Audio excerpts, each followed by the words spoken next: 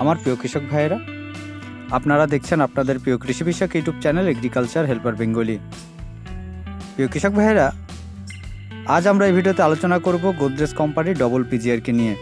এই যে দেখুন, গোদরেজ কোম্পানির ডবল পিজিআর, এর যেমন নাম তেমনের কাজ।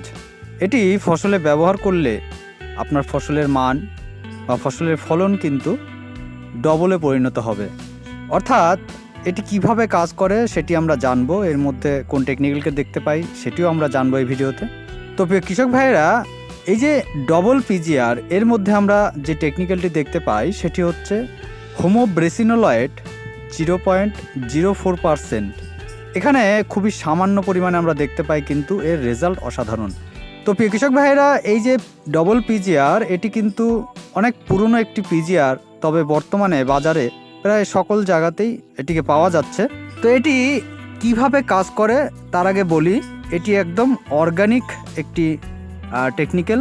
এটি স্টেরয়েড। আমরা প্রথমে আমাদের জানতে হবে, এই যে আমরা বলছি যে এটি স্টেরয়েডের কাজ কি। স্টেরয়েডের কাজ, আমরা মানুষেরা বেশিরভাগ ক্ষেত্রে স্টেরয়েডকে ব্যবহার করি কোথায় না, বডি বিল্ডার যারা আছেন বা বড় বড় খেলোয়াড়রা যারা আছেন, তারা স্টেরয়েডকে নিয়ে থাকেন তাদের বডি মাসলকে ডেভেলপ করার জন্য, বা খেলোয়াড়রা তাদের স্ট্যামিনাকে বাড়ানোর জন্য। এই যে বডি বিল্ডার্স বা খেলোয়াড়রা অনেক সময় কি হয়, ওভারডোজ নিয়ে ফেলেন, যার ফলে আস্তে আস্তে তারা কিন্তু প্যারালাইসিস হয়ে পড়ে। এমন রেজাল্ট আমরা দেখেছি এবং অনেক কিন্তু মারাও গিয়েছে। এবং যদি আমরা মেডিকেলে দেখি, তাহলে সেক্ষেত্রে অনেক সময় কি হয়, ধরুন কোনো ব্যক্তি অ্যাক্সিডেন্ট করেছে, যে কোনো কারণবশত তার অ্যাক্সিডেন্ট হয়েছে, তখন ডাক্তারবাবুরা তাকে যে মেডিসিনগুলো প্রেসক্রাইব করে তার পাশাপাশি একটা স্টেরয়েডও দিয়ে থাকে।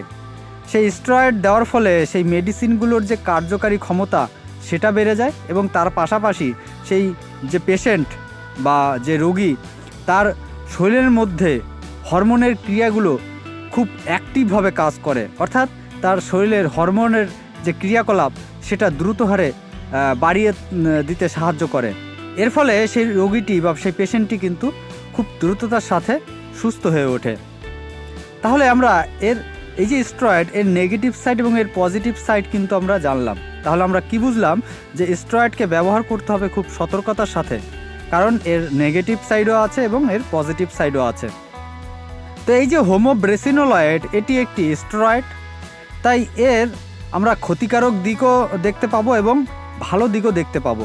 তাই একে যদি আমরা সঠিকভাবে ব্যবহার করি, তাহলে এর থেকে আমরা ভালো রেজাল্টটাই কিন্তু পেতে পারি। কিন্তু একে কখনোই ওভারডোজে ব্যবহার করা উচিত নয়, বা কম সময়ের ব্যবধানে আমরা ব্যবহার করতে পারবো না, তাহলে সেক্ষেত্রে কিন্তু ক্ষতি হয়ে যাবে। তো এই যে হোমোব্রেসিনোলয়েড, এটি আমরা যখন আমাদের গাছে স্প্রে করি, তখন কি হয়, গাছের মধ্যে যে সকল হরমোনসগুলো থাকে সেই হরমোনসগুলোকে অ্যাক্টিভ করে দেয়। সেই হরমোনসগুলোর যে কার্যকারিতা, সে কার্যকারিতাগুলোকে বাড়িয়ে দেয়। এর ফলে সে দ্রুত হারে কাজ করতে শুরু করে।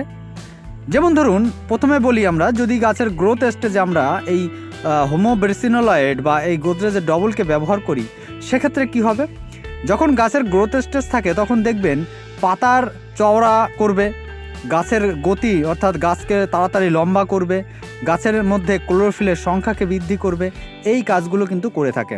যখন এটি আপনার ফুল আসবে গাছে, সেই ফুল আসার মুহূর্তে বা ফুল আসার শুরুতে যদি আমরা স্প্রে করি, তখন কি করবে, তখন আপনার প্রথমত ফুলের সংখ্যাকে বাড়াবে, বেশি পরিমাণে গাছে ফুল আনতে সাহায্য করবে।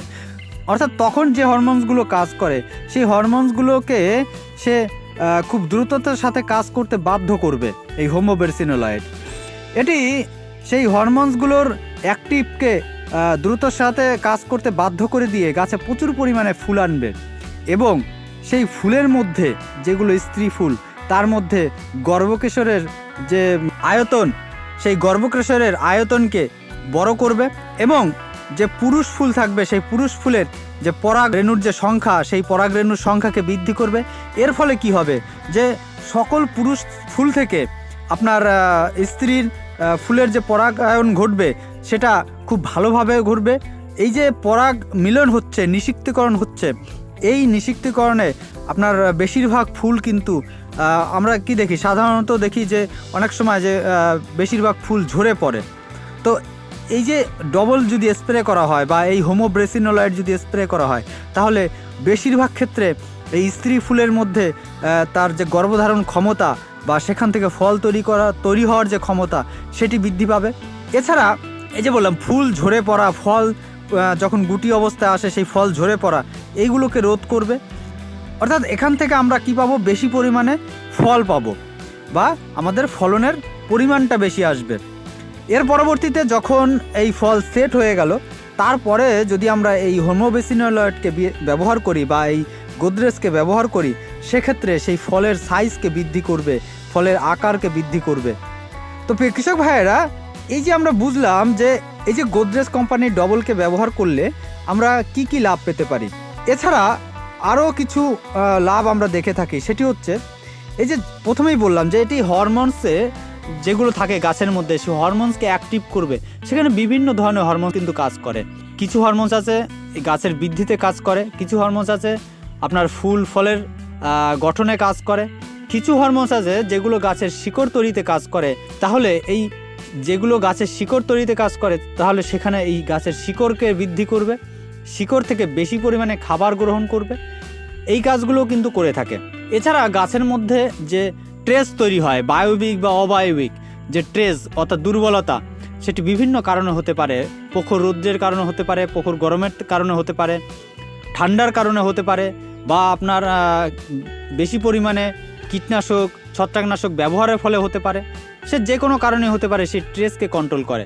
তবে এখানে একটা খুব সাবধানতা আপনাদের বিষয় জানা প্রয়োজন আছে, সেটি হচ্ছে যেহেতু এটি একটি স্টেরয়েড, আর এটি কিভাবে কাজ করে না, গাছের মধ্যে থাকা হরমোনসগুলোকে অ্যাক্টিভ করে কাজ করে। সেক্ষেত্রে এই যে কাজ করার সময় যে খাবারগুলোকে নিয়ে থাকে, সেটি হচ্ছে গাছের স্টোরেজ খাবারগুলোকে নিয়েই কিন্তু এ কাজ করে থাকে। অর্থাৎ সেখানে গাছের প্রচুর পরিমাণে স্টোরেজ খাবারের প্রয়োজন পড়ে। তো সেক্ষেত্রে যখনই আমরা এই গোদরেজ কোম্পানির ডবলকে ব্যবহার করব বা এই হোমোব্রেসিনোলয়েডকে ব্যবহার করব, সেক্ষেত্রে মাটিতে পর্যাপ্ত পরিমাণে জল এবং গাছের খাদ্য হিসাবে মাটিতে যেন পর্যাপ্ত পরিমাণে খাদ্য অবশ্যই থাকে। তা না হলে প্রাথমিক দিকে যদি গাছ আপনার এই তার স্টোরেজ যে খাবারগুলো থাকে সেগুলোকে দিয়ে যদি সম্পূর্ণ তার কার্যকারিতাগুলোকে একবার ফুলফিল করে ফেলে, দ্বিতীয়বার কিন্তু আপনি যখন আবার স্প্রে করবেন, সে কিন্তু আর খাবার পাবে না। তখন তার মধ্যে এই যে গাছের মধ্যে সাইড এফেক্ট কিন্তু দেখা যাবে। তাই সেক্ষেত্রে মাটিতে খাবার এবং জল পর্যাপ্ত পরিমাণে রাখতে হবে। তারপরে আমাদের এই হোমোব্রেসিনোলয়েডকে যদি আমরা গাছে স্প্রে করি, তাহলে সবথেকে ভালো রেজাল্ট দেখতে পাবো এবং এটাই সবথেকে বেস্ট হবে। এবার কথা হলো কি পরিমাণে আমরা ব্যবহার করব। আমরা এই যে হোমোব্রেসিনোলয়েড বা এই গোদরেজ কোম্পানির ডবল, একে ব্যবহার করব প্রতি 15 লিটার ট্যাঙ্কিতে 8 থেকে 10 ml। এর থেকে কখনোই বেশি আমাদের ব্যবহার করা উচিত নয়।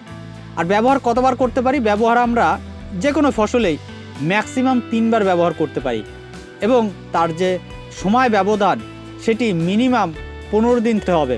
অর্থাৎ 15 দিন পর পর আপনি 3 বার ব্যবহার করতে পারেন। প্রথমবার যখন ব্যবহার করবেন তখন প্রতি 15 লিটারে 8 থেকে 10 ml, দ্বিতীয়বার যখন ব্যবহার করবেন প্রতি 15 লিটারে 8 থেকে 10 ml, এবং যখন তৃতীয়বার ব্যবহার করবেন তখন প্রতি 15 লিটারে মাত্র 5 ml হারে ব্যবহার করবেন। সেক্ষেত্রে কিন্তু আপনারা ভালো রেজাল্ট দেখতে পাবেন বা এটাই ব্যবহার করার সঠিক নিয়ম। তো প্রিয় কৃষক ভাইয়েরা, এবার কখন ব্যবহার করব। এটি আমরা যদি বিকেলের দিকে ব্যবহার করি, সেক্ষেত্রে আমরা ভালো রেজাল্ট দেখতে পাবো। আরেকটা কথা বলি, এর সাথে যদি আমরা যে কোনো কম্বিনেশন করতে চাই, সেখানে ছত্রাকনাশক বলুন কীটনাশক বলুন, আমরা নির্দ্বিধায় করতে পারি। কারণ প্রথমেই বললাম এটি একটি অর্গানিক একটি প্রোডাক্ট।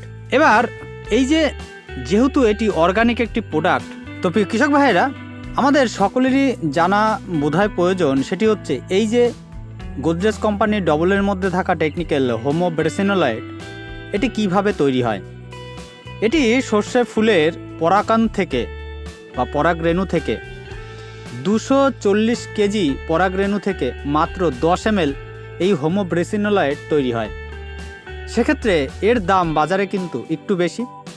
মোটামুটি 100 ml এর দাম আপনার 320 থেকে 30 টাকার আশেপাশে হয়ে থাকে।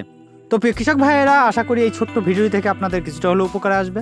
আর যদি ভিডিওটি ভালো লেগে থাকে তাহলে ভিডিওটিকে অবশ্যই লাইক করবেন, ভিডিওটিকে শেয়ার করবেন, আর কেউ জানা থাকলে অবশ্যই কমেন্ট করে জানাবেন। তাহলে আজ এই পর্যন্তই, দেখা হবে পরবর্তী ভিডিওতে।